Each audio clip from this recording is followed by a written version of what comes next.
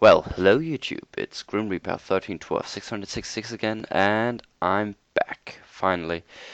I'm tired, but I want to read a little bit for you, and it's the 5th chapter of at Sugarcube Corner, an old series I did a while ago. And let's jump right into it. Let's go. We were all a bit silent after that. None of us wanted to voice what was on the other's mind. Rarity never went down to the basement. She never saw the horrible and visceral truth of what happened at Sugarcube Corner. If she heard her, then what did it mean? Was I really losing my mind? Or was there something more going on here? Whatever the case was, it wasn't something any pony wanted to ponder on for too long. "Y'all, I don't pretend to know what just happened," we read into our but I reckon I don't change a darn thing except the question we need to ask. It's getting on the end of the night now. We should talk to Princess Luna afore she leaves the morning.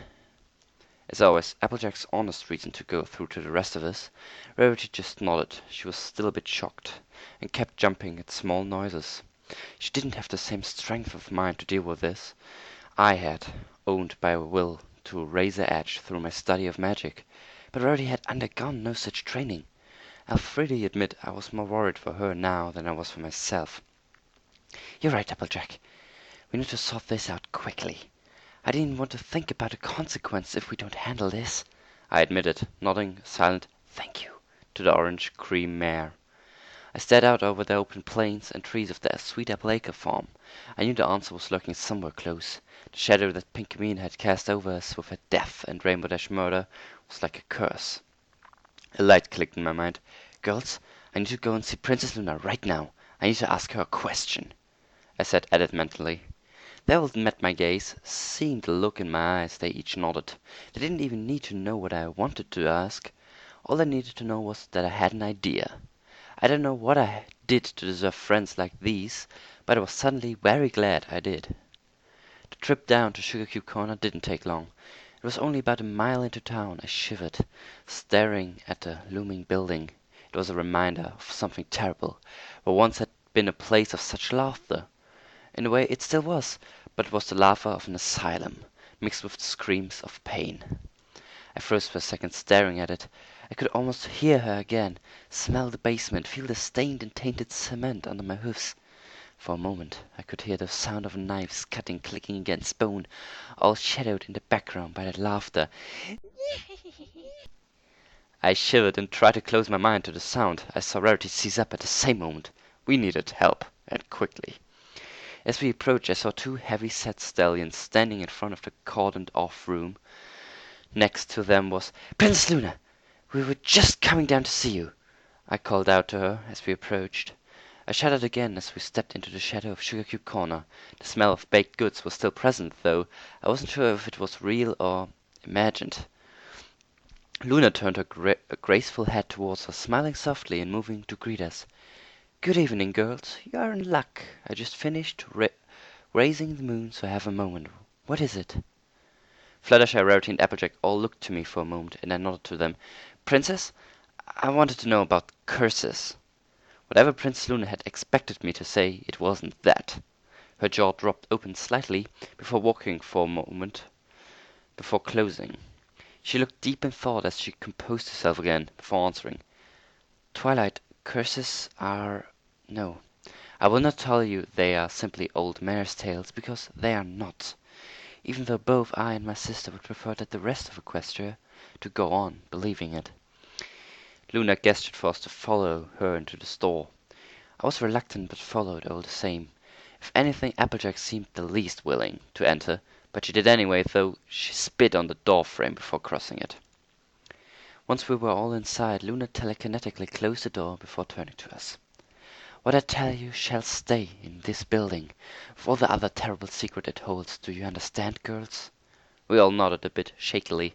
She looked at us sadly for a moment before beginning her explanation. "A curse is the opposite of magic. It's evil, pure and simple. Well, that is not quite right, is it? There's nothing simple about evil. A curse is malice incarnate. It's pure ill will direct... A curse is malice incarnate. It's pure ill will directed at another pony." She gathered herself for a moment, looking pensive. Magic in and of itself can't intentionally harm another. Yes, you can levitate a pebble and launch it in someone's head, but in the end magic is simply not effective as a weapon. She paused for a moment, reluctant to continue. Curses, on the other hand, are perfect as weapons. They are intended to harm, but it is the side effects that are the worst of all. You see, in order to curse some pony, you must truly hate them. And letting yourself succumb to hate on that level, it twists who you are. In the past, it could even cause ponies to lose their cutie marks.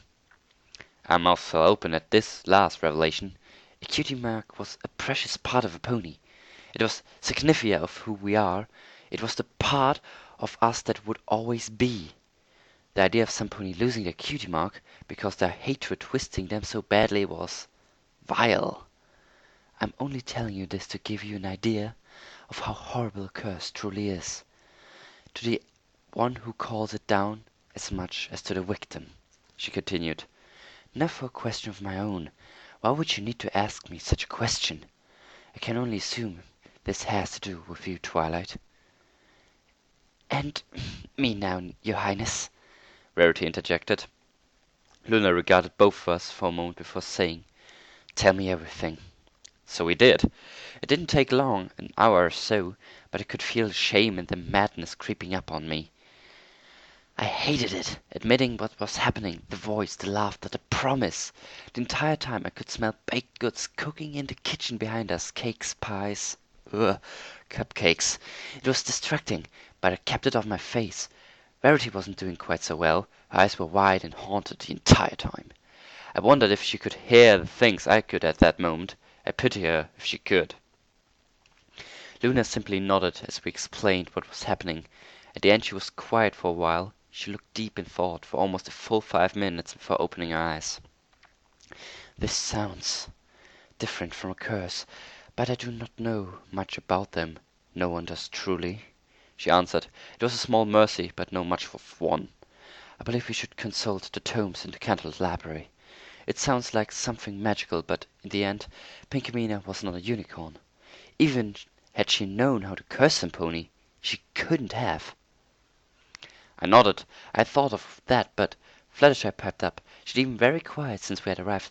Princess, Sakura once told me of her homeland. No one amongst her people had horns, but if you could use their own type of magic. Luna shook her head.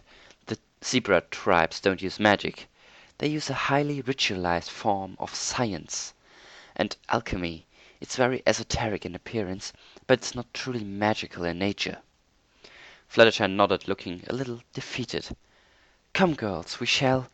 Luna's voice died as she telekinetically pulled the door open to reveal a long, dark, and foul-smelling hallway.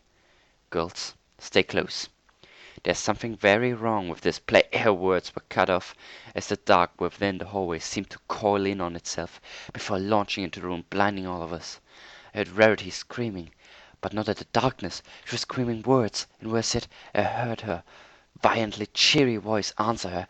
Shut up! Shut up, please! You're dead! Please, shut up! But Rarity, we had a party yet? Come on, Rarity, I'll make you the most delicious cupcakes! No! Her voice trailed off, as though it was been dragged down an infinitely long hallway till it disappeared. Rarity! Fluttershy! Applejack! I called into the tenebrous mist. The darkness was absolute. It was like a thick sheet of black paint, coating everything. Shapes were distorted, faces loomed in and out of their existence. Twyla! Where are you? I heard Applejack for a moment before. Hey, what? No! I'm sorry! Oh no! I'm sorry! A wet thump sound cut off Applejack's yells. I heard an almost silent sobbing sound, like some pony breathing hard, almost hyperventilating. Fluttershy, are you there? I called out. I'm here, Twilight. Please, make it stop. Make it stop.